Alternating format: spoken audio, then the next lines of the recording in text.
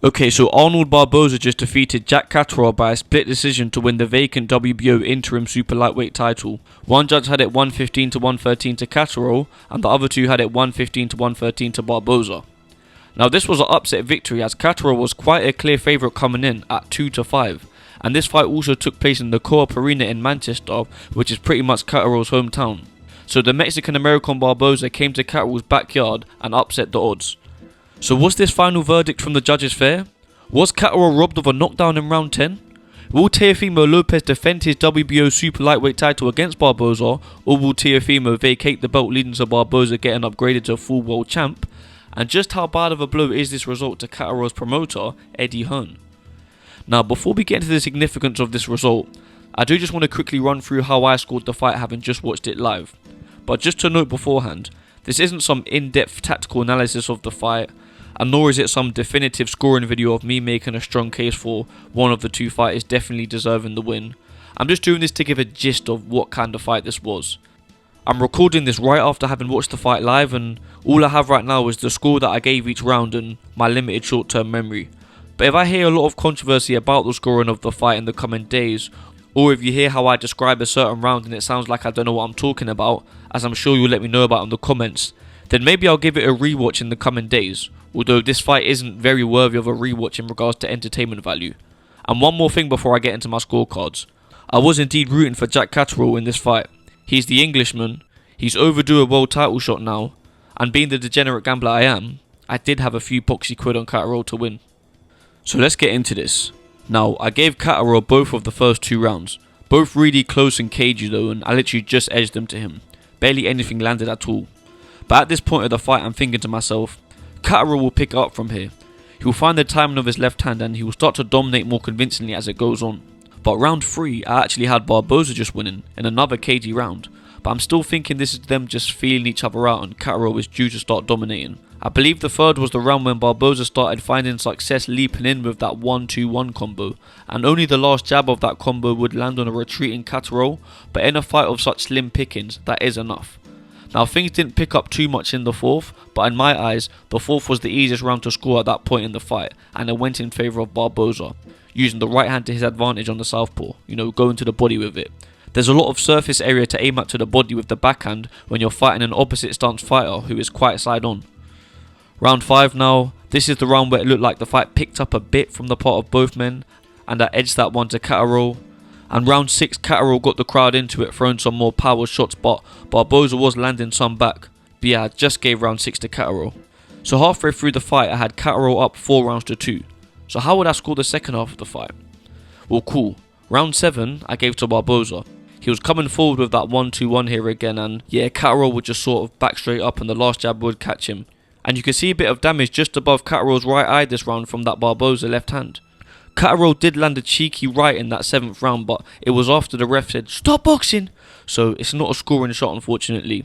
But the ref ought to have gotten closer to the fighters as he said that to actually enforce the break.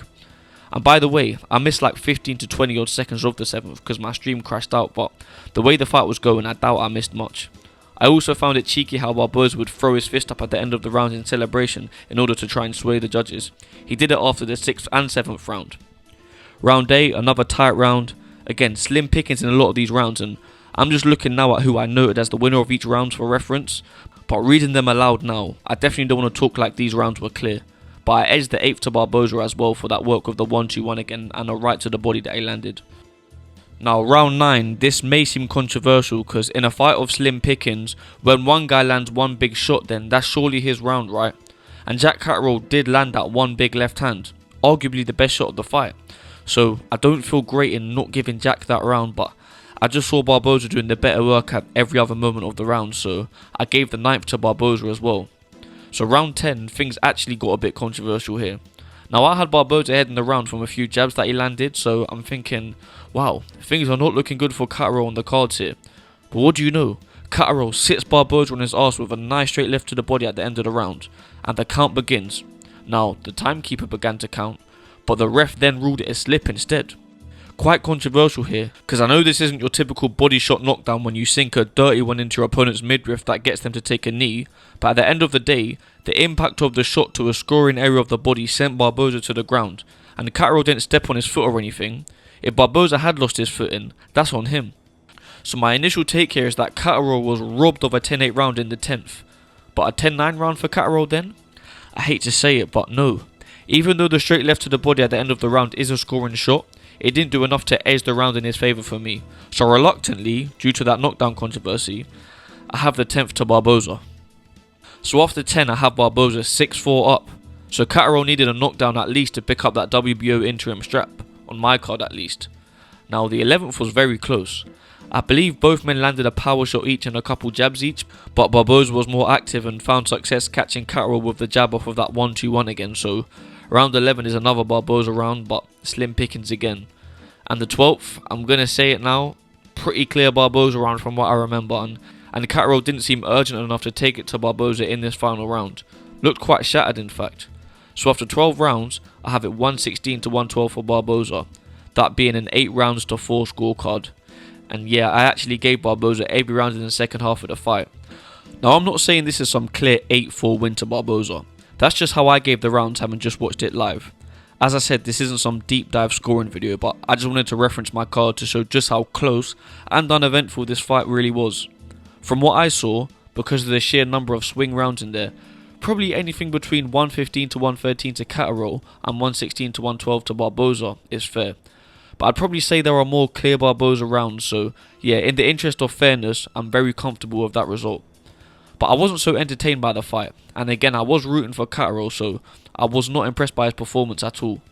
And by the way, on my cards, even if the knockdown was scored, as it should have been, and you do give Catterall the 10-8 in the 10th, he would have still lost 114 to 113. But, as for the official cards, one of the two judges who scored the fight for Barboza gave Barboza the 10th round on what was a 115 to 113 card. So if the knockdown was scored, then that 10-9 round for Barboza in the 10th would have been a 10-8 round for Catterall, meaning Catterall would be up 114 to 113 on that card and he would have won by split decision. So as for this fight not being so exciting, look, I personally wasn't bored watching it. It was a decent chess match and I had reasons to be invested. I was scoring it round for round, I had a bit of change on it, plus I'm a no-life who spends most of his time watching boxing. But in terms of action, that is objectively quite a boring fight. Not many clean shots landed at all. It was a rarity to see 2 significant punches landed within short succession, and there were no good exchanges. If someone wants to call that fight boring, we aren't to call them a casual because they don't understand all the feints and footwork and range management and all that. No, this was just quite a dull fight, and both men are at fault.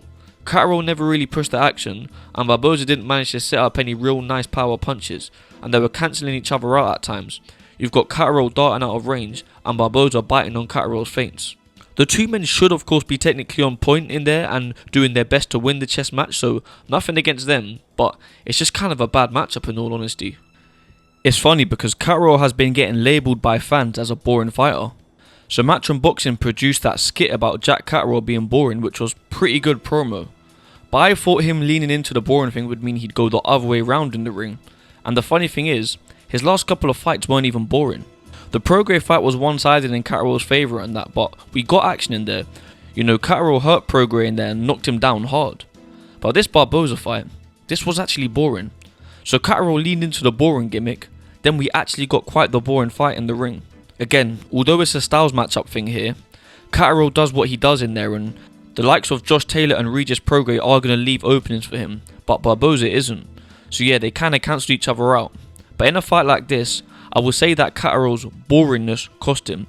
He's worked so hard to get back to this position after he was robbed in the first Josh Taylor fight in 2022, and he was just on the cusp of working his way back into a big world title fight against Barboza here, and he fails to push the action or set up more than one real significant power shot per round. Speaking of Catterall being on the cusp of a world title fight, of course that would have been against Teofimo Lopez, so a massive fight he's missed out on there. So yeah, now Barboza has hijacked that potential Teofimo Lopez fight. So it's rough, right? A victory over Josh Taylor in the rematch, then a victory over Prograis, surely ought to have got Catterall a straight world title shot rather than just an interim one. But here's the thing with that. In the lead up to this Catterall Barboza fight, many people have sort of just viewed it as a straight up world title fight rather than an interim one, as Teofimo Lopez is ordered by the WBO to defend against the winner within a few months. But the vast majority of people, those involved with the Catterall Barboza fight and fans alike, believe that Teofimo Lopez will not fight the winner of the WBO interim title fight, and he will vacate the strap. And of course, Arnold Barboza has won the fight. So it's well believed now that Barboza will just be the full WBO super lightweight champion pretty soon when Teofimo vacates. Now, I am personally of the belief that Teofimo ducks Barboza as well, and that Barboza will be upgraded to full WBO champ. Maybe it isn't a duck because Teo's looking for bigger fights than Barboza, but Barboza has been WBO number 1 for a while now, and Teofimo just defended against Jermaine Ortiz and Steve Claggett rather than Barboza, so yeah, it's a duck. Teofimo Lopez has a tough time against tricky guys like Barboza, as seen in that Jermaine Ortiz fight and the Sandor Martin fight, which was quite a while ago now. And it's crazy because Teofimo beat Lomachenko and he outboxed Josh Taylor.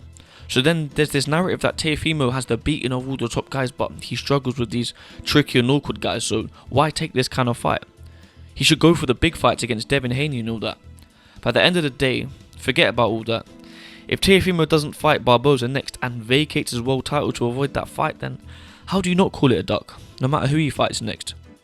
So if Arnold Barboza does become full champ like we expect, that is great for him, but I don't think that raises Barboza's stock too much in the eyes of the fans, and in terms of big money fights in all honesty. He's like the B-Tech Golden Boy, I hate to say.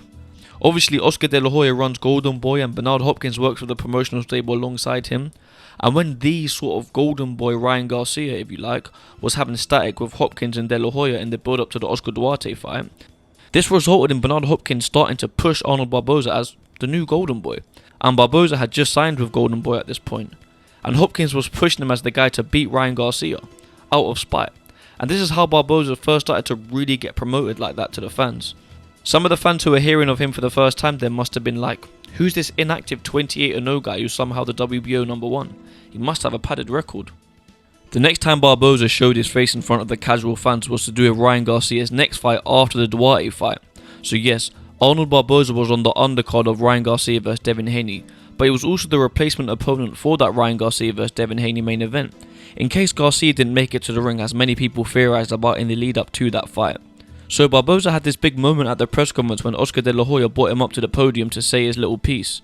But when the Ryan Garcia vs Devin Haney card took place and Barboza fought Sean McComb in that co-main event slot, Barboza pretty much won a robbery over McComb, and that controversial fight has been all anyone really speaks about when it comes to Barboza, that he lost to McComb, which is fair enough of course. But then in his next fight, Barboza defeats former unified super lightweight champion Jose Ramirez, and the fight after that was this Catterall fight that just took place. But in the lead up to the Catterall fight, people are more so talking about how Barboza lost to McCombs rather than talking about his win over a former unified world champ in his very last fight. And in his face-off before the fight, Catterall rubbished off Barboza's win over Ramirez by saying that it was just an off night for Ramirez. Catterall probably spoke for most people's disregard of Barboza's biggest win there. So basically Barboza is not really rated like that, and I'll be honest, the guy is not particularly my kind of boxer, and I was not only rooting for Catterall in this fight, but I very much expected Catterall to get it done, hence why I put a few quid on it.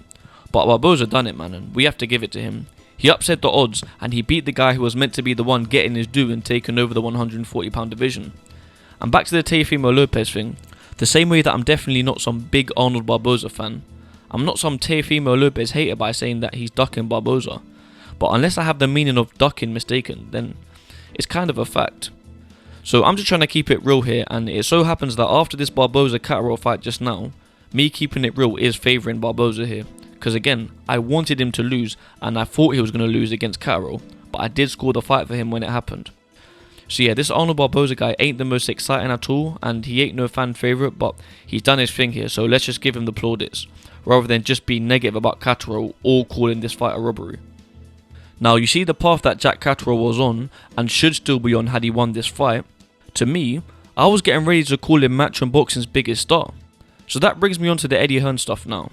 If you guys didn't know, I just did a very long video about Eddie Hearn and all the losses his fighters have taken lately and stuff. Link will be in the top of the description for that one. So I was running down all the major L's his fighters have taken in the past year. But in the bit of that video where I took a look at the bright side of Eddie Hearn's Matchroom Boxing, I of course mentioned their world champions. But right after touching on the champs, I mentioned Jack Catterall as Matchroom's top guy outside of the world champs. But I'll be honest, before this loss to Barboza, I definitely expected Catterall to become the unified champ at 140 at least within his next few fights, making him Matchroom's top fighter alongside Jaya Pataya probably. But now all that is gone now.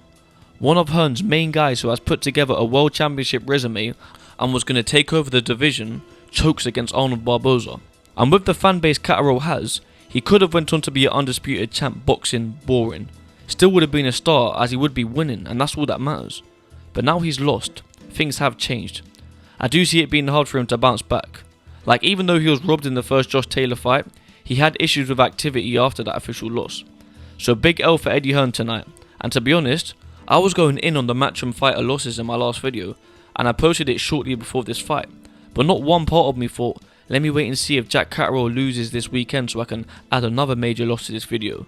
No, I swear, I was so confident Catterall was going to beat Barboza, to the point where I was ready to react to this fight by making a video calling Jack Catterall Matchroom's biggest star, in a video that would prelude his takeover of the 140-pound division. But things went the other way, didn't they? As the fight was close, Eddie Hearn of course had some stuff to say. As expected, if you see my last video, I played a bunch of clips of his reactions to his fighters' losses. And yeah, I've already seen a couple interviews where Eddie is saying that Catterall deserved the 12th round. Even though Eddie is being fair in his reaction to this fight and not calling it a robbery but mentioning the fact that there is a decent case for a Catterall win, Eddie never does himself any favours when he picks some random round to go on about the scoring of, or just something to do with the judging to complain about. And the worst part is that he will say it in a bunch of interviews. So he digs himself a hole a bit when he does that, because the 12th was probably quite a clear Barboza round from what I remember. Now, I'm not going to play any of the clips from the Eddie Hearn interviews about the fight in this video though. Did enough of that in the last video. Sticking to Eddie Hearn, I also mentioned Eddie Hearn's rivalry with Oscar De La Hoya a bunch of times in my last video, and how De La Hoya likes to clown Eddie Hearn for his losses. And yes, Arnold Barboza is an Oscar De La Hoya fighter, so a win for the Golden Boy fighter over the Matchroom fighter here. That just makes this whole thing way worse for Eddie Hearn. Come Thursday, we really are going to see Eddie's balls get busted, ain't we? But next week there are 2 Matchroom vs Golden Boy fights on the Beterbiev vs Bivol 2 card, so Eddie can possibly get a couple wins back there. That being Golden Boy's Virgil Ortiz versus Matchroom's Israel Madrimov, or Matchroomov as I like to say, yeah. And Golden Boy's Floyd Schofield versus Matchroom's Shakur Stevenson. I do look forward to those fights. But as for the card that just took place, yeah, Matchroom fighter Jack Catterall stepped in as a favourite and lost to a non-Matchroom fighter. Well, the same thing happened on the undercard as well, with Matchroom fighter Zelfa Barrett coming in as a way bigger favourite than Jack Catterall was at 1-10. And he lost to a non-Matchroom fighter in Jazza Dickens in a big upset. So this thing about Matchroom fighters losing as betting favourites has really become a thing now, hasn't it? But it wasn't all doom and gloom on the card for Eddie Hearn. Great performance from Reece Bellotti against Michael Gomez Jr. in that co-main event. Pure dominance. Bellotti really is on a nice little run, ain't he? And as for other recent boxing, we did have Keyshawn Davis winning the WBO World Lightweight title against Denis Berinchyk last night. And we had a few interesting fights on the undercard as well, with Xander Zayas, Abdullah Mason and Jared Anderson all fighting.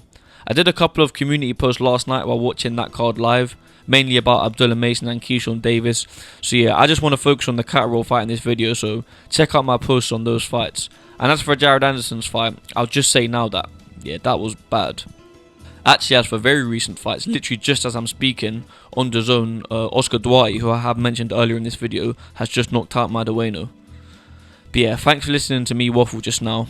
Make sure you comment your opinions about everything I've covered today, with the Catterall Barboza fight that's just took place, the scoring of that fight, the knockdown controversy, who Barboza fights next and who Catterall fights next. And let me know your thoughts on the fights on the undercard as well, and your thoughts on the Keyshawn Davis card as well, why not?